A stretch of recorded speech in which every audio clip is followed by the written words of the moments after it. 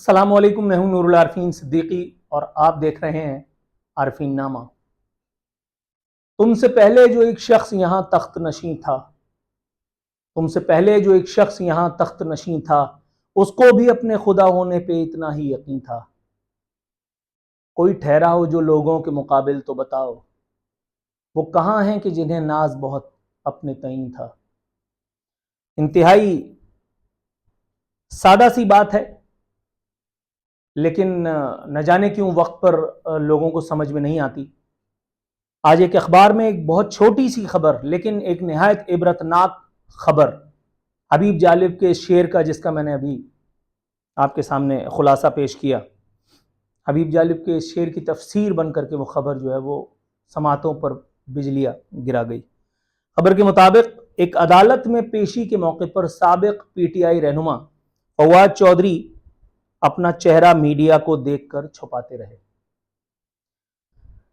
یہ وہی فواد چودھری ہیں جن کی زبان درازی سے ایک عالم پریشان تھا، جو پارٹیاں بدل بدل کر کے جمہوری وارداتیں بھی فرماتے رہے ہیں، جو جنرل مشرف کے مقرب بھی تھے، جو یوسف رضا گیلانی کے مشیر بھی تھے، جو آصف علی زرداری کے متقل بھی تھے، جو بلاول بھٹو پر تنقید کے ڈونگرے بھی برساتے رہے جب عمران خان ان کو اچھے لگنے لگے، جو عمران خان کو اچھے لگنے والے دنوں سے پہلے ایسی باتیں کہا کرتے تھے کہ علمان الحفیظ وہ باتیں ضبط تحریر میں لائی جا سکتی ہیں، نہ ہی ان کا جو ہے وہ ان پر گفتگو کرنا مبہم انداز میں ہی ممکن ہے۔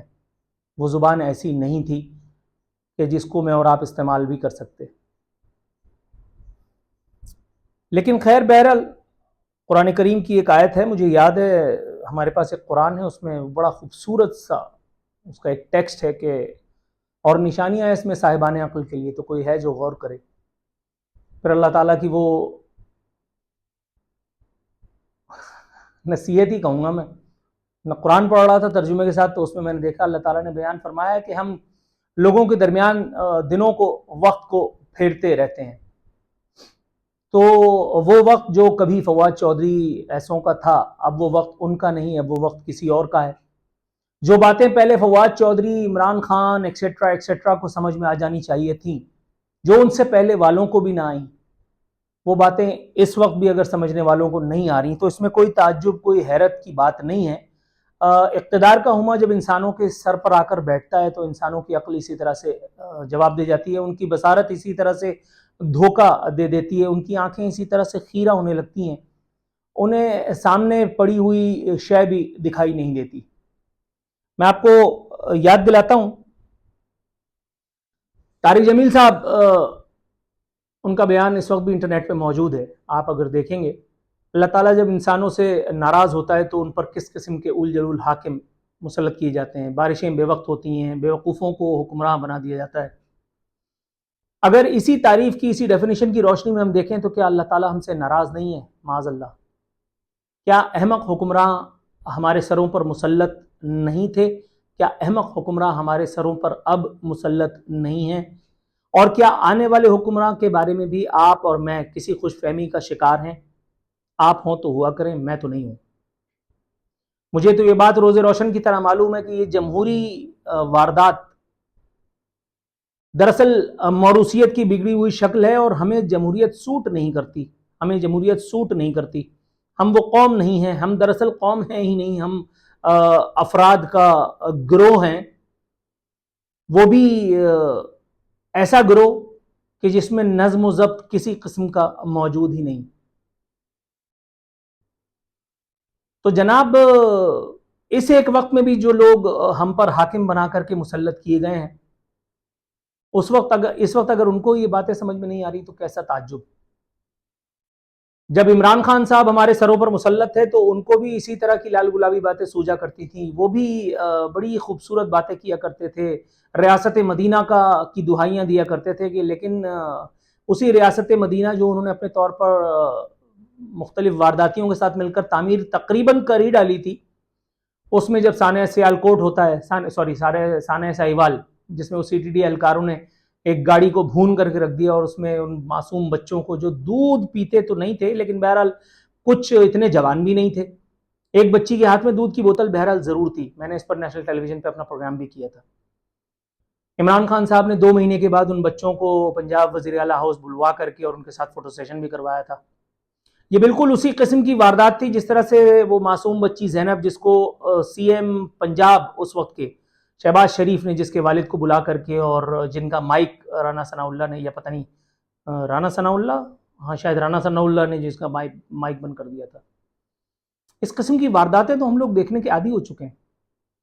یہ کوئی پہلی مرتبہ تو نہیں کہ جب کسی فرعون کی اللہ نے گردن مروڑی ہے.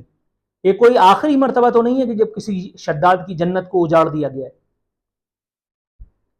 یہ تو وہ نشانیاں جو اللہ رب العزت بتا چکا ہے. یہ تو قرآن کریم میں کھول کر کے باتیں بیان کر دی گئی ہیں. یہ تو اللہ رب العزت نے نبی کریم صلی اللہ علیہ وسلم کی زبانی صحاح ستہ کی کتابوں میں یہ باتیں تو کھول کر کے بتا دی گئی ہیں.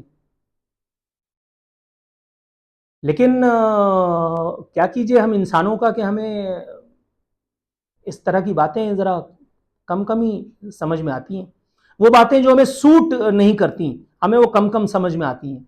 جب تک ہمارا مفاد کسی بات سے وابستہ نہیں ہوتا ہمیں وہ باتیں نہ سمجھ آتی ہیں, نہ ہضم ہوتی ہیں, اور نہ ہی ہم انہیں کسی دوسرے کو ہضم ہوتا دیکھنا چاہتے ہیں.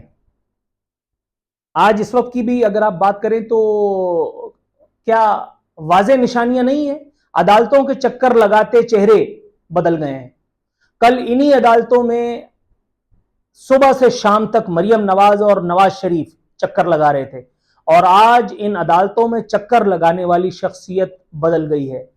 کل نواز شریف چکر لگا رہا تھا اور آج عمران خان یہ کام کر رہا ہے.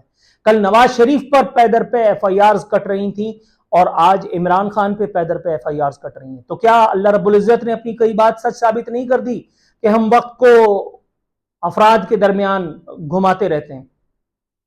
بے شک اللہ کا وعدہ سچا ہے. بے شک قرآن کریم میں جو کچھ کہا گیا ہے وہ عین حق ہے. تو پھر کیوں عمران خان, نواز شریف, میں اور آپ ان باتوں کو بس یوں ہی دل پشوری کے لیے سن کر کے اور ان سے صرف نظر کرنے کی غلطی کرتے ہیں؟ جب غلطی ہم کرتے ہیں تو خمیازہ بھی تو ہمیں ہی بھگتنا ہے جناب من.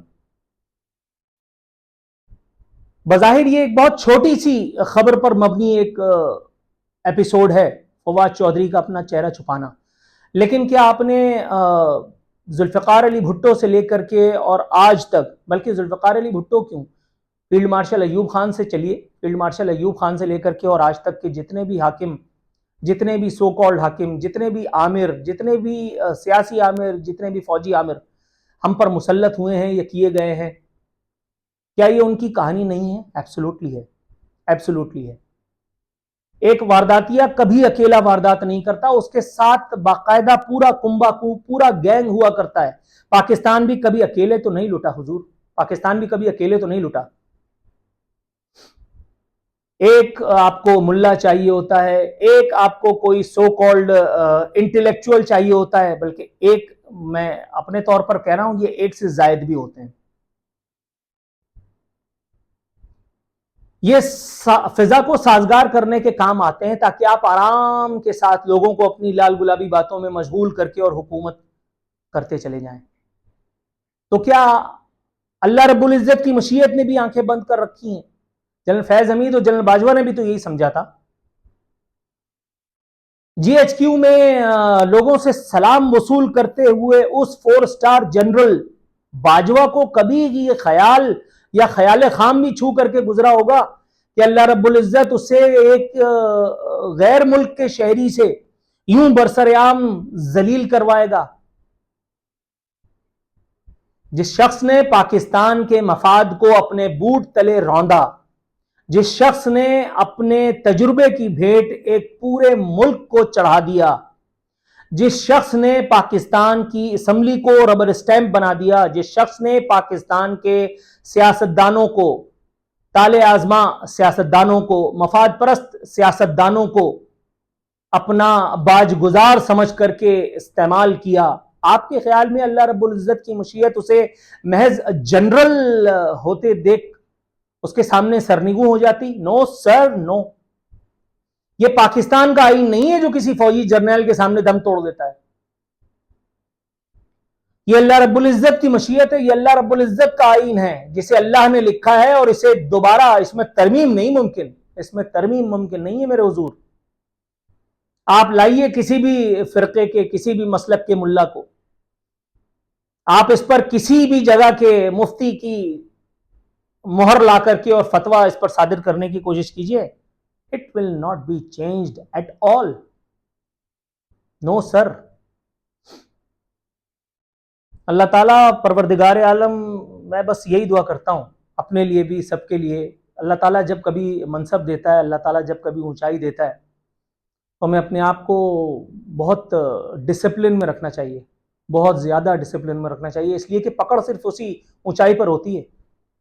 یہ نیچے گھومتے پھرتے عام آدمی، یہ ٹھیلے والا، یہ بجری والا، یہ فلانا والا، یہ ڈھکانا والا، اس سے کیا پوچھ گچھ ہوگی؟ اس کے ہاتھ میں بیچارے کے ہے ہی کیا؟ یہ تو خود زندگی کی شطرنج پر ہارا ہوا ہے۔ پوچھ اس سے ہوگی جس کے پاس ممبر ہے، پوچھ اس سے ہوگی جس کے پاس مسند ہے، پوچھ اس سے ہوگی جس کے سامنے مائک ہے، پوچھ اس سے ہوگی جو کیمرے پر بیٹھ کر کے عقل کل ہونے کا دعویٰ کرتا ہے۔ اللہ تعالیٰ ہم سب کو اس قسم کی اغلاط سے قطعی طور پر محفوظ رکھے پروردگار عالم۔